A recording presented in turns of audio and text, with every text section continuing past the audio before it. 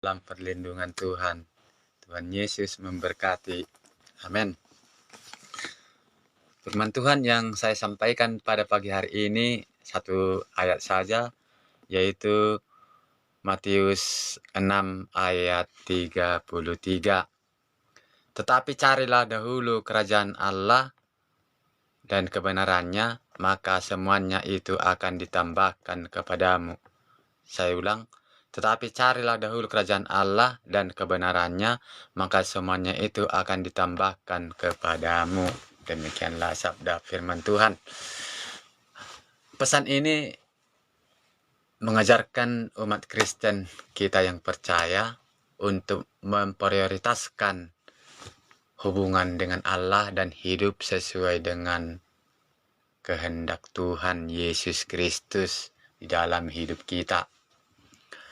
Arti dari pesan ini adalah menempatkan Allah di pusat kehidupan kita, menempatkan Allah di dalam pusat kehidupan kita. Contohnya gini, kalau kita orang percaya, kita boleh ziarah ke makam orang tua kita atau ke tempat yang bersejarah untuk kakek kita atau opung kita, dimanapun itu berada, siapapun itu. Kalau kita datang ke tempat itu, kita bisa berdoa. Contohnya, kalau kayak Silai Sabungan lah pada umumnya, datang ke Silai lagi, kan ada di situ tugunya. Kalau di dalam tugunya itu kan ada tempat makam, itu nggak jadi soal lah. Kalau kita datang ke situ, kita berdoa saja di situ. Kalau ada pun persembahan, enggak usah kita bikin persembahan itu, contohnya pisang atau lain sebagainya.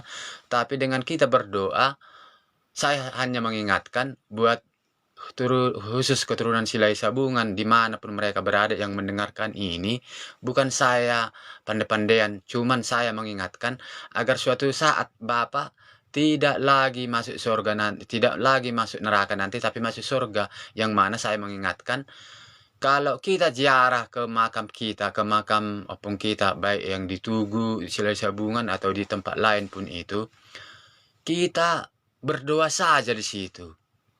Persembahan ada kita bawa, sejenis atau makanan apapun itu, kita memakannya aja sesudah berdoa. Yang intinya kita sudah berserah diri kepada Tuhan, bahwasannya apapun yang ada di tempat itu diberkati Tuhan. Contohnya air yang Paula Hosa katanya, bisanya kita datang situ, mandi kita, berdoa kita, Tuhan berkatilah, urapilah Tuhan air yang Tuhan ciptakan ini, yang sudah kami akui ini adalah air opung kami, yaitu opung kami Silai Sabungan katanya. Kalau memang itu betul, saya sudah pernah ke situ, berdoa saja. Kalau ada pun yang kita bawa sesajian-sajian itu, nggak usah disampaikan karena mereka tidak ada di situ.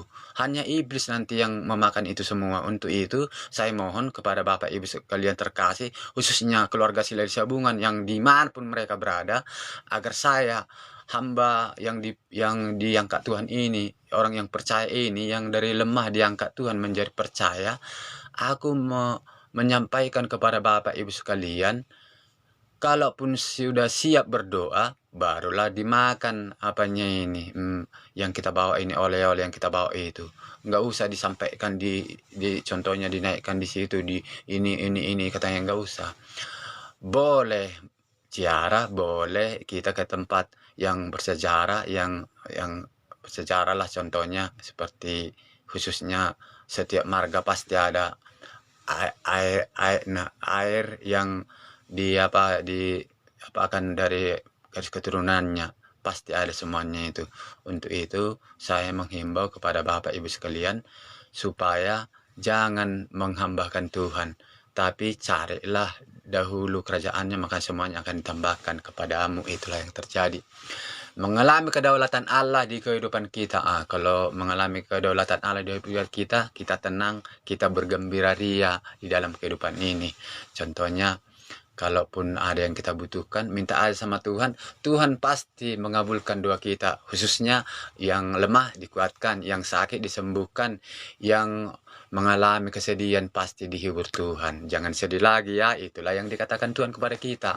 Itu hidup kudus, yaitu menjauhi dosa dan mempersembahkan hidup kepada Allah. Menjauhi dosa contohnya, kalau bisa jangan marah lagi, jangan bersungut-sungut lagi, jangan mengata-ngatain orang lagi, karena itu termasuk ilah-ilah lain. Itu yang diutarakan Tuhan kepada kita, melupakan kekhawatiran tentang terhadap hal-hal yang materi. Contohnya kalau contohnya kita kalaupun diberkati Tuhan, janganlah kita sombong. Kalau kita sering melakukan perjalanan keluar daerah kemanapun itu, nggak usah kita sombongkan. Sebelum kita ke sana, udah duluan orang ke sana. Jadi mungkin orang lain pun yang sebelum pernah ke sana pasti diberikan Tuhan tempatnya ke sana suatu saat kalau dia bertekun dalam doa, mempercayakan kehidupan kepada Allah. Jadi apapun pergumulan kita serahkan kepada Tuhan. Baik itu masalah sewa rumah, kalau kita mengontrak, nggak ada yang mustahil bagi Tuhan. Kalau kita berseru kepada Tuhan, pasti Tuhan mensanggupinya. Contoh rumah kita, contohnya udah dekat jatuh temponya mau dibayar. Kalau bagi yang ngontrak, saya pun pernah mengalaminya itu. Tuhan menyediakan asal kita tekun berdoa dan bekerja. Contohnya itulah yang terjadi. Jadi dengan kita memprioritaskan Tuhan, umat Kristen akan merasa dicukupkan dan memperoleh kebutuhan yang kita harapkan. Kita menjadikan Yesus Kristus sebagai juru selamat kita atas seluruh aspek hidup kita, dengan kata lain menempatkan Tuhan sebagai prioritas utama dalam hidup kita. Tentunya kita semakin berbenah diri, semakin belajar bahwasannya Tuhan itu yang harus dimuliakan di dalam hidup kita. Jangan lagi kita menghindar dari kuasa-kuasa Roh Kudus seperti yang di firman-Nya. Kita membaca firman itu baik, tapi kita tahu kelemahan kita pasti ada, selalu terjadi. Contoh, bila perempuan atau gadis keluar rumah dan tidak pulang di waktu yang sudah ditentukannya, dijanjikan sama orang tuanya, yaitu pulang jam 10. Sebelum pulang itu orang tuanya sudah was-was untuk itu. Buat gadis dimanapun mereka berada yang mendengarkan ini, kiranya hargailah orang tuamu itu. Karena bila engkau menghargai orang tuamu, itu adalah tabunganmu di surga kelak. Engkau pasti diberkati, engkau pasti masuk surga bila Tuhan sudah menyediakan rumahnya di sana. Terima kasih Bapak, terima kasih saya sudah menyampaikan firman yang singkat ini. Kiranya mereka terberkati, mereka dipulihkan, mereka mengalami mujizat datangnya dari Tuhan. Saya menyampaikan kabar gembira ini kepada mereka, kiranya mereka terberkati, sehat, melakukan aktivitasnya di hari yang baik ini, meningkat. Tuhan Yesus memberkati. Terpujilah Engkau Tuhan selalu sepanjang masa. Dalam nama Tuhan Yesus Kristus saya berdoa mengucap syukur. Amin. Amin. Puji Tuhan. Sapa semuanya yang ikut menyaksikan layanan ini. Tuhan Yesus memberkati ya. Shalom, shalom, shalom.